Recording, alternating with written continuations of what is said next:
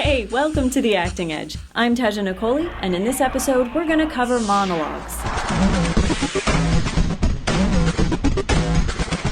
A monologue is a solo piece performed by one actor. Now, unlike a cold read, the nice thing about a monologue is that it gives you the opportunity to show the audition panel what you can do with fully prepared material.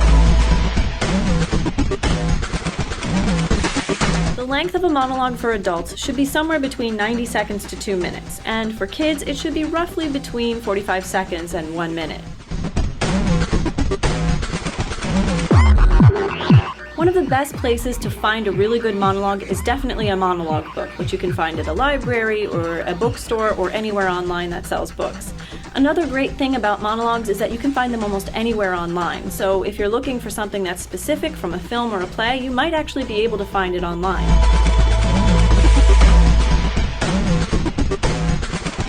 Have an assortment of monologues. Have one that's comedic, one that's dramatic, and one that's kind of a blend of the two. Then, when you're ready to go for your audition, you want to pick the one that's most genre appropriate and go with that one. Know your type. Be clear about what parts you're right for. Casting is mostly done by type, but of course your talent and personality play into it as well. Be in love with your monologue. Understand it and enjoy doing it. If it becomes boring or old and your heart just isn't into it, then on some level it could come through in your performance. The more you love your monologue, the more you connect with it.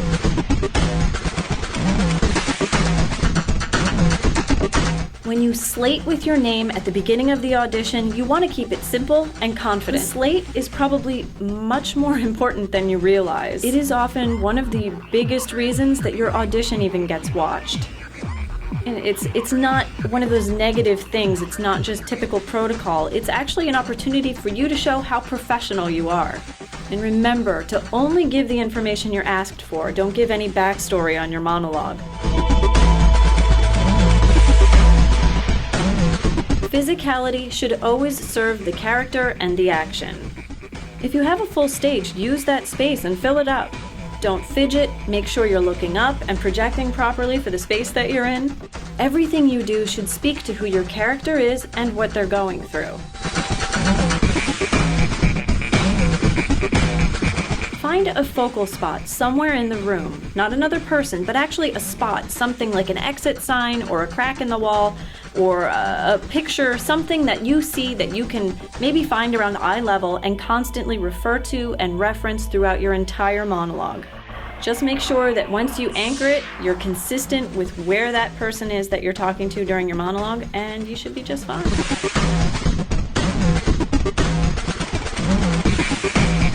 Channel nervous energy to work for you, not against you. Let that adrenaline flow. Let it create positive energy for you.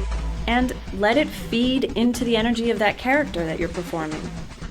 This may take some practice, so it's something that you might want to practice a few times in front of people until you really get a handle on it. Make sure that you're projecting your voice at the appropriate volume for wherever you are. If you're on stage, make sure you're loud enough, and if you're mic'd, make sure you're the right volume for the microphone.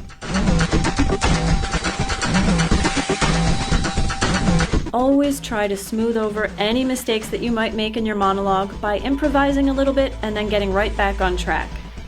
You'll have to judge for yourself if the mistake is too big to smooth over and then decide what you might want to do from there, but for the most part, there are no mistakes if you choose not to show them. Know what your character wants and play the action to get it. Let the emotions be the byproduct of the action. If you can express the same emotion in different ways, you'll find that that's a very, very valuable thing to have as an actor. Be sure you really understand what the character is saying and why they're saying it. Dissect everything down to the core. Additionally, if the monologue's written in a very far removed way from the way you normally speak, you might have to work a little bit harder to really make that language flow naturally for you. Always give a moment before and a moment after. The moment before is just a few seconds to kind of get into character, and the moment after is just a few seconds to kind of hang on to that emotion before ending gently. And of course, be sure to thank the audition panel for their time.